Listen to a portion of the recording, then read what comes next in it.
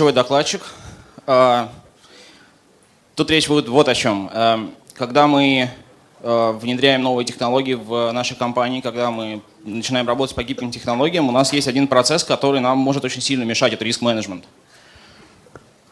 Там вам все равно вначале будут заставлять писать большие-большие таблицы рисков и все заранее выяснять. Каким образом жить с этим и каким образом это избегать, будет рассказывать Дональд будет рассказывать.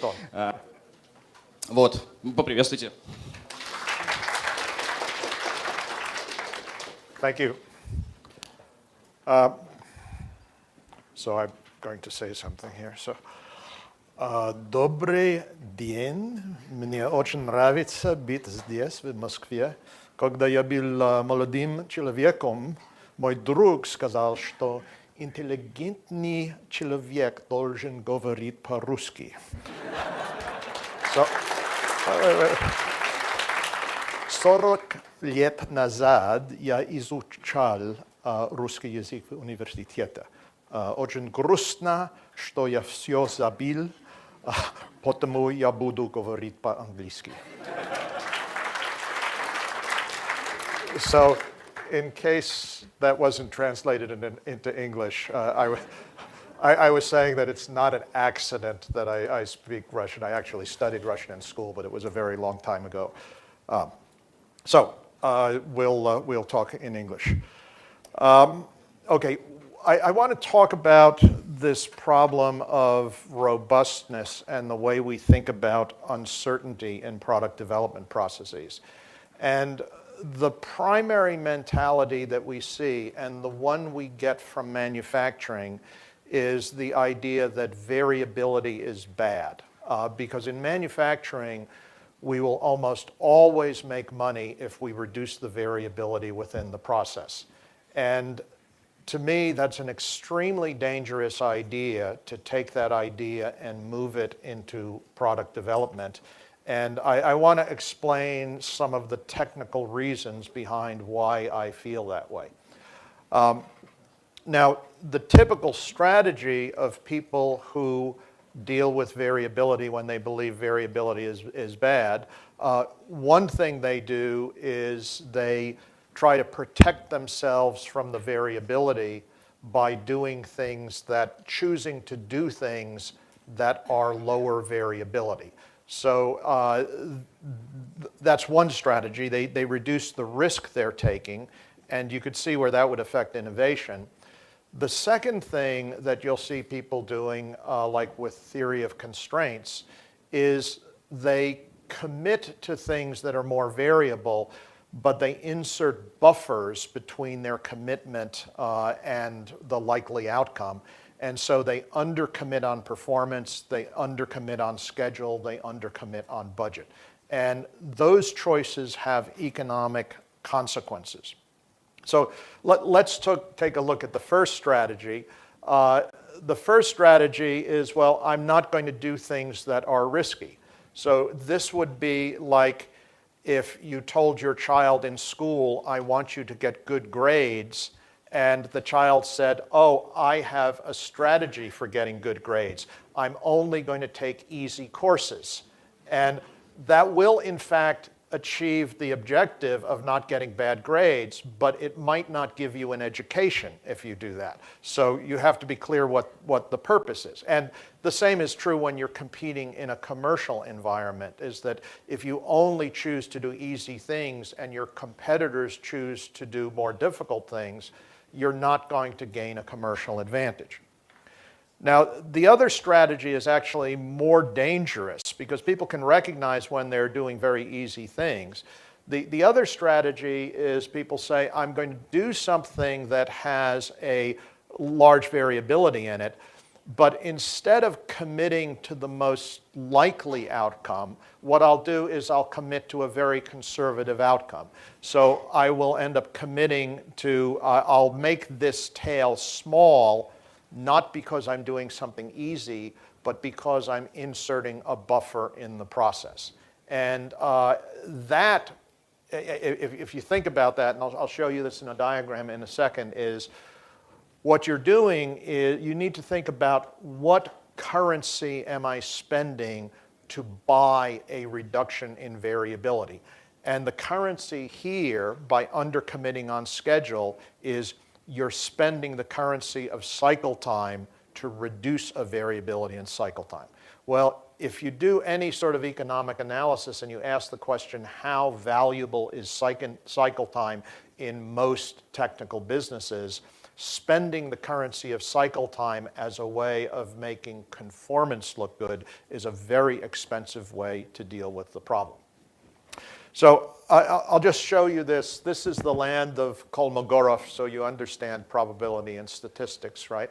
It's an easy way to show it. So here what I'm doing is I'm graphing cumulative probability of completion versus the time on the x-axis. And there's a very low probability I will complete at this time. There's a 50% chance I will be complete by this time. There's a 100% chance I will complete by that time. It's a good way of depicting time outcomes, statistically. Now, if I commit at the 50% point, this pink shaded area is really telling me what the expected delay is, because each little horizontal slice on this is a probability and an amount of delay. So when I integrate this area, that is telling me the expected delay I will see on the program.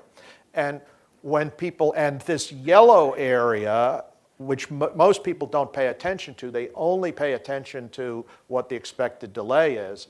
But this yellow area is what I am giving away by setting the commitment at the 50% point. The earlier outcomes, if the organization is ready to launch the product at the 50% confidence point, you're not going to be launching earlier than that.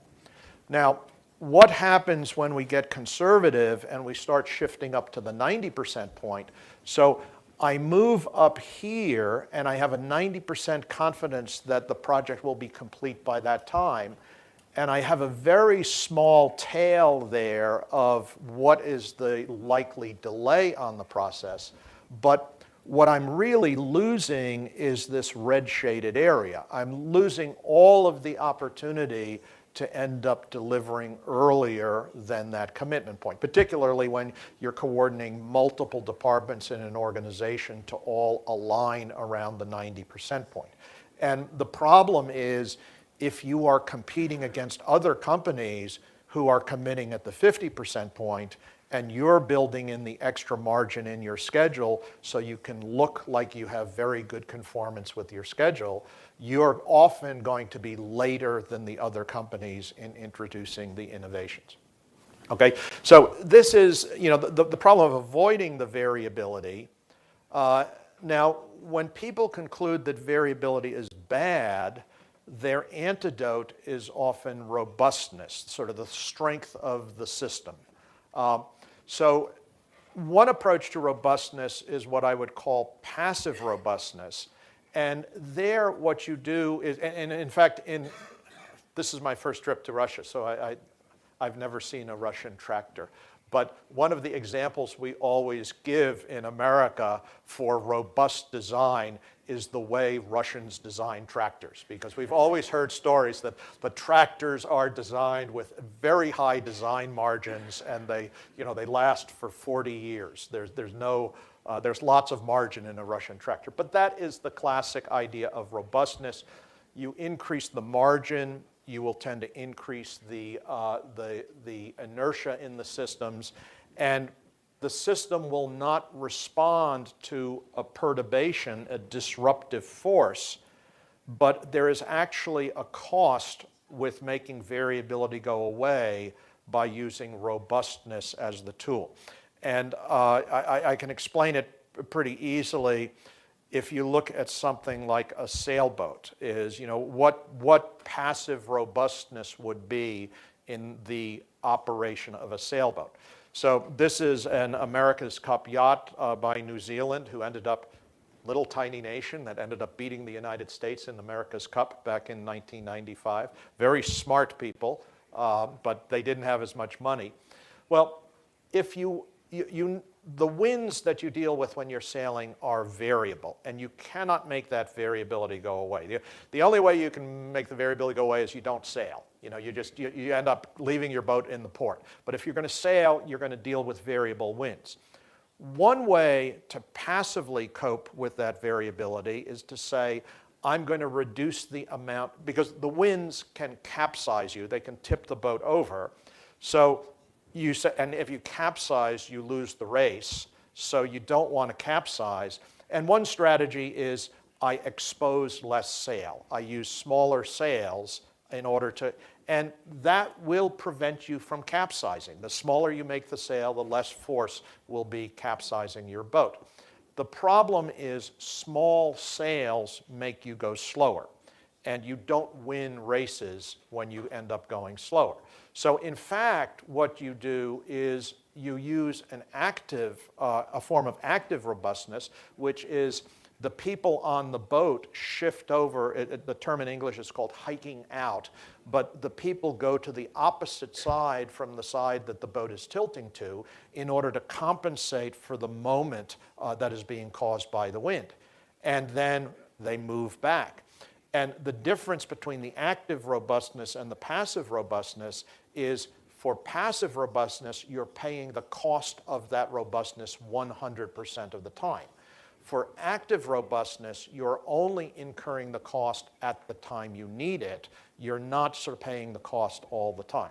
So active robustness is generally the thing that is most interest to us. What we use is we use active feedback loops to compensate for the variability in the external environment.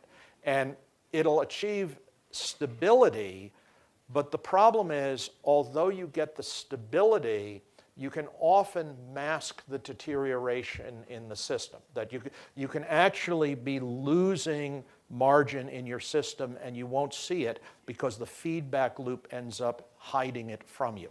And I want to give you, and that can lead to overconfidence. And I want to give you just sort of an example, sort of a biological example of these feedback loops, because it's easy to remember. Okay, so the term in English for the body's tendency to maintain a constant state is called homeostasis. You maintain the same state.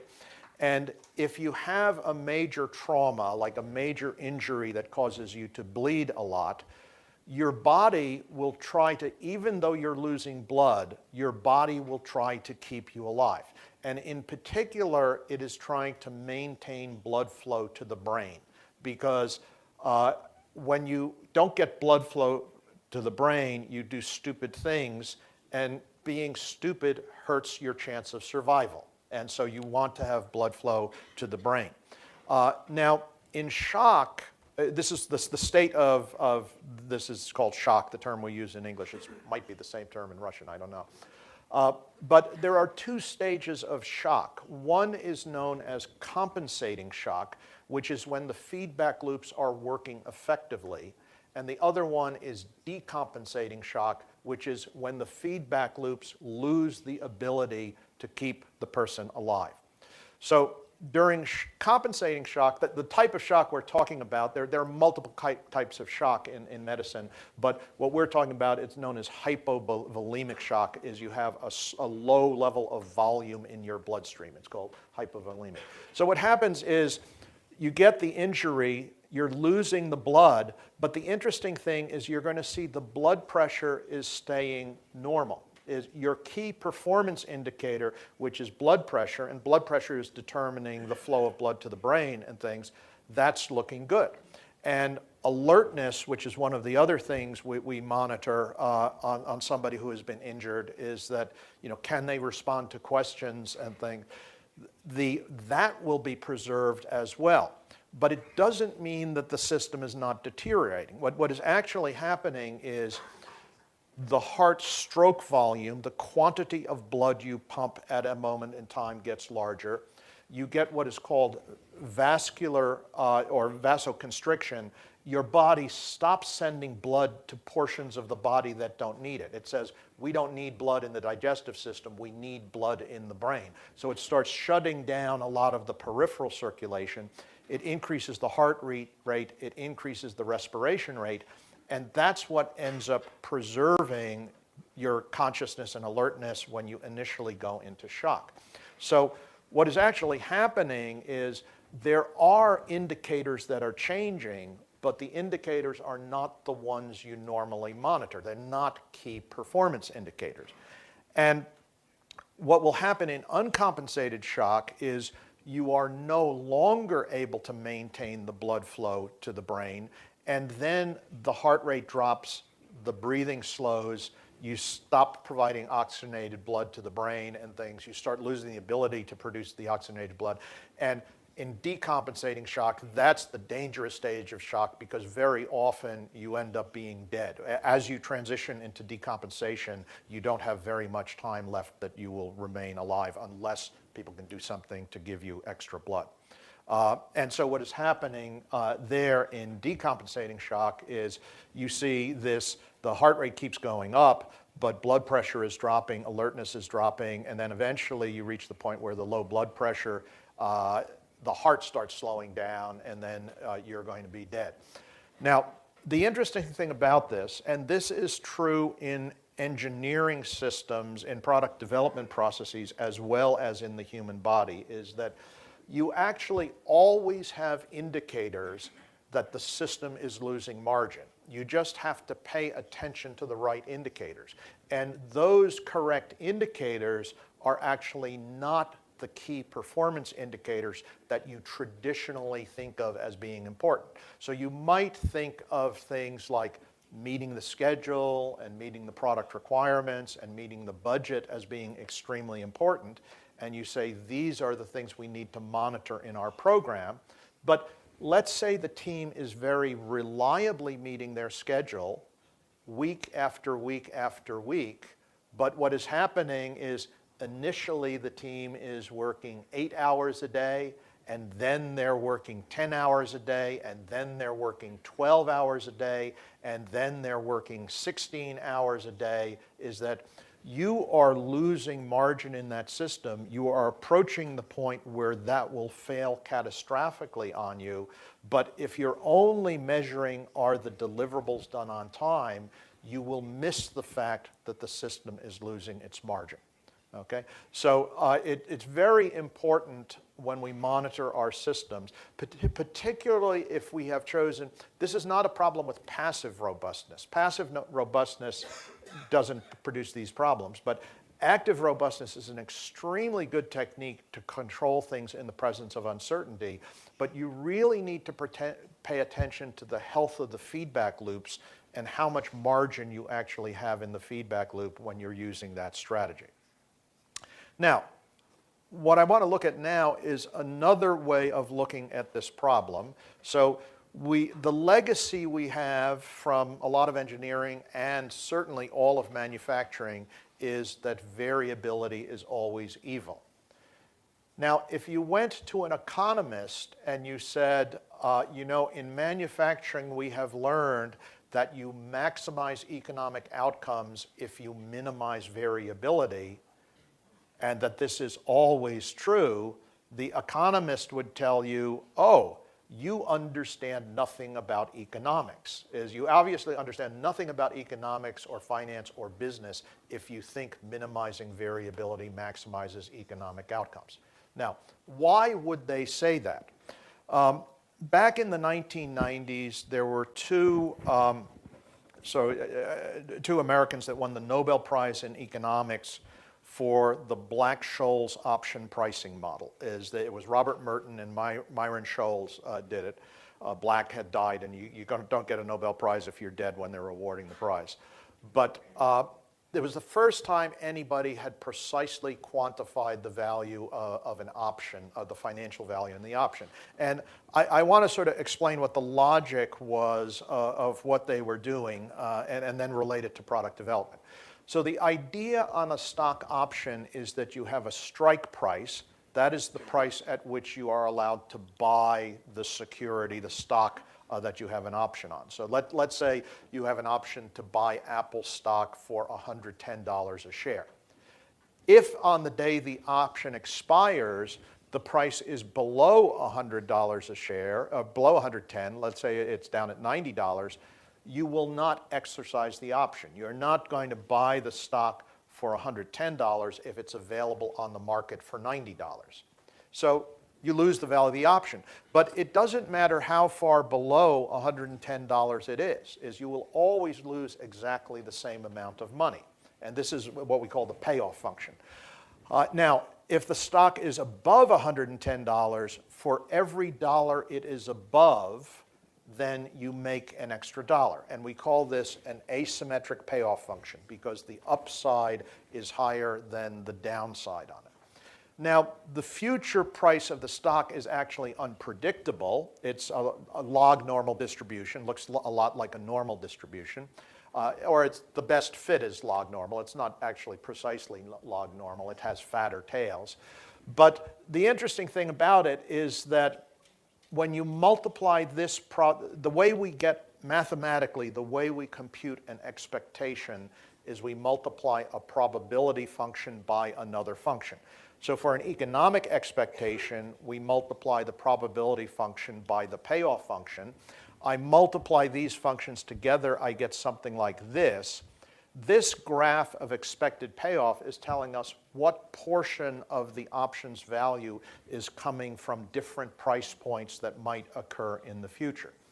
Now, the reason an option has value is the area on the right side above the x-axis is larger than the area on the left side. That's what creates the economic value. And the point I want to make is that difference in area is not coming from an asymmetry in the probability function. The probability function is essentially symmetrical. It is the payoff function which is really altering, making options have value. And I then pose a question to you is that if I were to increase the variability of the stock price, in finance, the term in English we use is volatility. That's what you'll see in the world of finance. It means the same thing as variability. If I increase the variability in the stock price, would an option be worth more money or less money? Absolutely. The children of Kolmogorov got it right? No, absolutely, because you spread the tails on both sides. When you spread the tail on the left side, it has no cost at all. When you spread the tail on the right side, it extends into the high payoff region, and the option ends up having more value. So here I've done the calculation with two different levels of variability. The blue is the low variability, the red is the high. And what you see is the area on the left side is actually the same. It's just distributed differently. But on the right side, the tail spreads out into the high payoff region and things. So if you went to an economist and you said minimizing variability maximizes economic outcomes, the economist would say, yes, I can think of situations in which that is true, and I will show you a little later how in manufacturing that actually is true. But it is very dangerous to end up saying that that is always true. And in fact, what that, this is just how we compute an expectation. We just multiply probability function by payoff function. But the important thing is traditionally, we've been focusing all of our attention on probability functions. We've had these Six Sigma programs to try to drive down the variability with that's the way we're going to improve the economics. Now, I believe there is actually much more money to be made by focusing on the payoff functions. And that is, it's very consistent with what you heard Dave saying about what you need to do is safe experiments, and then when you learn from the experiments, you use that. It's consistent with what Dave Snowden was saying and with Dave Anderson talking about the feedback loops. I think the money to be made is in working on payoff functions. It's interesting because they are actually the result of management choices, is that when you end up making different management choices, you can alter it. And our traditional strategies of saying avoiding uncertainty or buffering uncertainty, I can sort of show you that on the same diagram. The avoiding uncertainty strategy is really moving from the red curve to the blue curve. And the buffering is really ending up saying that I'm going to undercommit and I'm going to give up some of those very high payoff outcomes in the process. And I think those are actually poor economic choices when you end up undercommitting in markets where there is a high cost of delay associated with your products. Okay, so now I want to look at the problem in a slightly different way, is the systems that are fragile, you can sort of explain them as being that when you have a perturbation, an impulse hitting the system, then their performance decreases. And a system that is robust is one where you can hit it with an impact, but it won't change its performance very much at all. Now, there's an interesting author. His name is Nassim Taleb. He has written some very good books. I think they must be translated into Russian because you folks like statistics. So Fooled by Randomness was sort of the first one. The Black Swan was a very popular one. But he's got a new book, Anti-Fragile, and he has an interesting view in it. And he says most people think that robustness is the opposite of fragility. But he said what we really need to think of is what is the opposite of fragility is not systems that don't change in the present, but systems that end up achieving better performance when they end up getting hit by an impact on the system. And that is actually all about feedback loops. Now, he talks about it in terms of convex payoff functions and things, but for us as product developers, the interesting thing about it is feedback is what allows us to produce that sort of asymmetric response, the anti-fragile systems that we end up having. Now, let me give you just a little example of feedback and why we do it and how it makes money in product development. And this is just a little toy problem, but it's simple enough that it illustrates the point very well. So I'm going to let you pick a 3-digit number, and I'm going to charge you $3 to play the game. And if you pick the correct 3-digit number, you will receive $3,000. Well, you're all numerate enough to realize that one chance out of 1,000 of making $3,000 is worth $3. That first game is a break-even game. Now, what if I offered to play the game another way, where I say, first you pick the first digit, and then I'll charge you $1 for the first digit, $1 for the second digit, and $1 for the third digit. It's still $3 to buy 3 digits. But I will give you feedback after the first digit whether you picked the correct first digit, and then you could decide whether you wanted to pick the second digit. And I'll give you feedback after the second digit, and then you can decide whether you want to pick the third digit. That is a huge change in the game, right? And so what I've depicted here is what is the probability that you will buy the first digit, the second digit, or the third digit. There's a 100% chance you will buy the first digit, there is a 10% chance you will buy the second digit, and there's a 1% chance you will buy the third digit. So what that really means is the average payoff of the second game is $1.89. It's not zero payoff, it's $1.89 on average every time you play the game. Now, the interesting question is, why has that payoff changed? And what I haven't changed the size of the prize, it's still $3,000.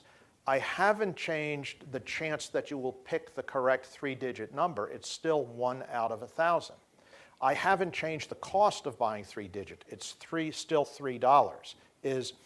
What I've done, and there are a couple of people sort of writing about applying real options in product development. There's a Dutch guy, Olaf Maassen, and there's Chris Matz from England. And in their vocabulary and in a financial vocabulary, what we would say is the difference in the second game is that there are embedded options. you have the option to shut down the game after buying the first digit. You have the option to shut down the game after buying the second digit. And it is the value of those embedded options that is actually causing the game to be worth more money. And it's worth pointing out, where are we getting the embedded options from is that it's because we are buying information in small batch sizes. We are not buying 3 digits worth of information in one large batch. We're buying the first digit and then the second digit and then the third digit. So the interesting thing in product development is when we start looking at the payoff functions, let's say we want to create a world in which variability produces higher economic outcomes. From a practical perspective, what that means is we want to be able to put more muscle behind the paths that are producing good outcomes after we find out that they're producing good outcomes, or that it is getting more probable that the outcome would be good. Because we don't need deterministic information. All we need to know that the probability of a path is going to be high, success is going to be higher. And what we want to do is to actually shut down the unproductive outcomes earlier in the process. And again, your ability to be able to amplify good responses, your ability to be able to dampen bad responses comes from using smaller batches in the process, because you get the information, the exploitable information earlier when you're using small batches in the process. So my view of the world is that we get anti-fragility by truncating, by terminating bad outcomes early, by amplifying good outcomes. These are not even just outcomes that we can predict. These are outcomes that we can't predict. We want to quickly recognize when facts are changing and respond to it. It's very consistent with, although less sophisticated than the ideas you heard from Dave Snowden. And again, I would say payoff asymmetries in product development are not an accident of nature. They are the result of, management choices. Now, who else does this? Where do you see models of this in the world and things? This idea of minimizing downside by bypassing obstacles and exploiting opportunities and things like that. See, there would be some Russian somewhere in the presentation, right? So, например, специального назначения. I think that's sort of like Spetsnaz, right? But yeah, all of the elite military forces tend to work that way. They say we can't predict what is going to end up happening, is that what we want to do is see what the facts are on the ground and respond to the new information we get. And as a result, they want to have very fast feedback loops. They want to grant a lot of authority down to low levels in the organization. And that is actually the same formula we use in product development. If we want to get fast responses, we have to push authority down low in the organization to be able to do that. The view of the military is uncertainty does not favor one side over the other. It favors the side that can function in the presence of uncertainty. And I mean, I often, how do we do this again in product development? When you use small batch sizes, reducing batch sizes in product development turns out to be extremely important. I won't discuss how you do it, but you've probably read enough to know that you reduce batch size by reducing transaction cost. Low transaction cost enables small batch sizes. How are you able to do daily testing in software? You do it because you've automated the test process to lower the transaction cost there. But I would say what many people do in product development is they treat product development as a race where you end up saying that I have to decide which horse is going to be the fastest horse in the race, and I have to bet my money before the race starts. And I would say a more correct way to do product development is to say it is a race where you can change your bet after the horses have started running. And As the race continues, it becomes clearer that some horses are going to lose and some horses are more likely to win. The conditional probability of success is constantly changing as time progresses. And what you want to have a capacity to do in a process is to take money away from the horses that are falling behind and to move the money to the horses that look like they're going to win the race, even if you didn't think they looked like a winner at the beginning when you first started. Okay?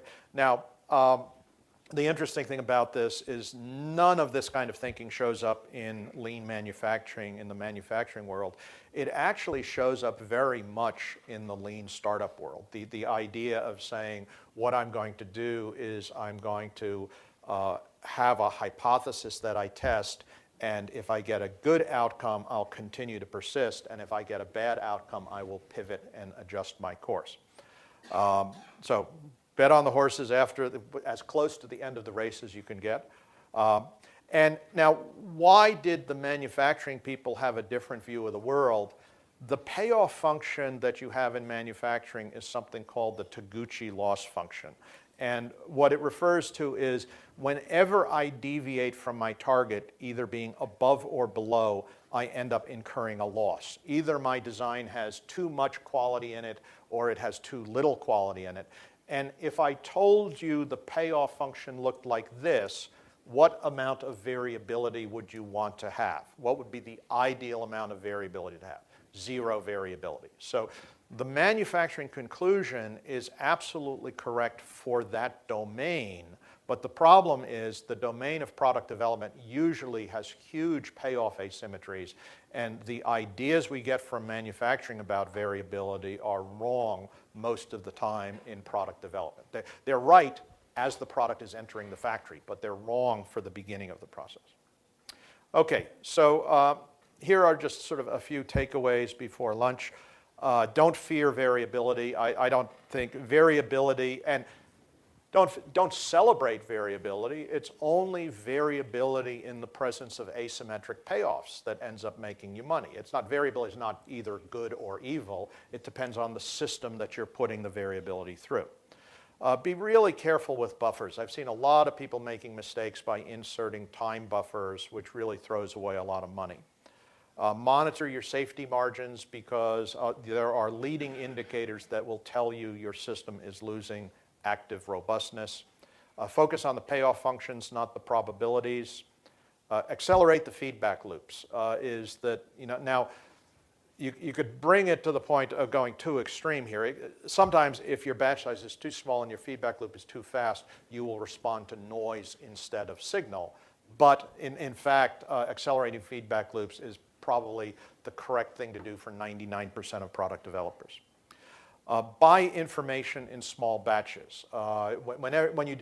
In product development, small batches are sort of the single most important thing I think we can do to end up improving performance in product development.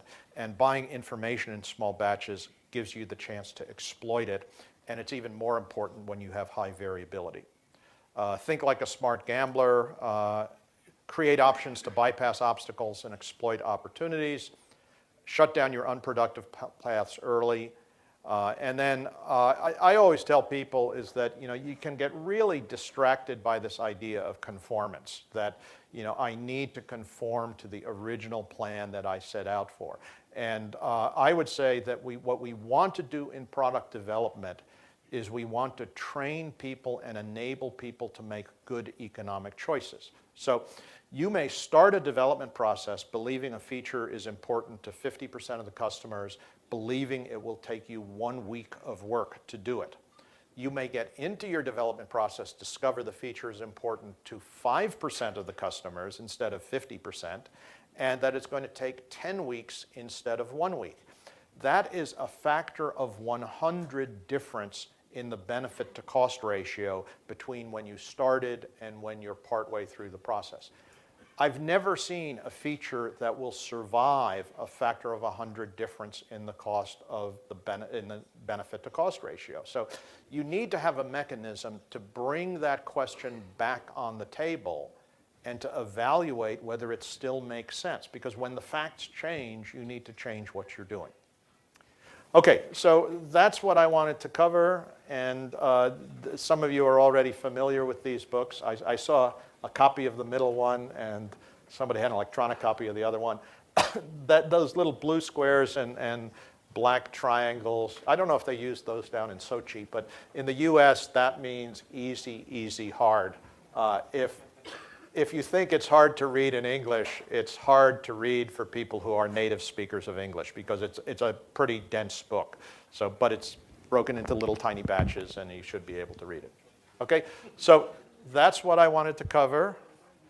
Jest вопросы?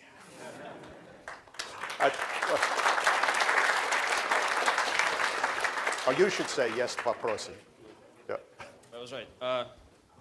Там я всегда почему-то пропускаю. Есть вопросы в том конце зала? Нет? По-английски. Но можно по-русски, я переведу потом. По-русски? Okay. Окей. Yeah, all right. То давайте еще раз Дональда поблагодарим. Во-первых, за прекрасный рассказ, а во-вторых, за то, что он нас выровнял с обедом. Okay. Thank you very All right. much.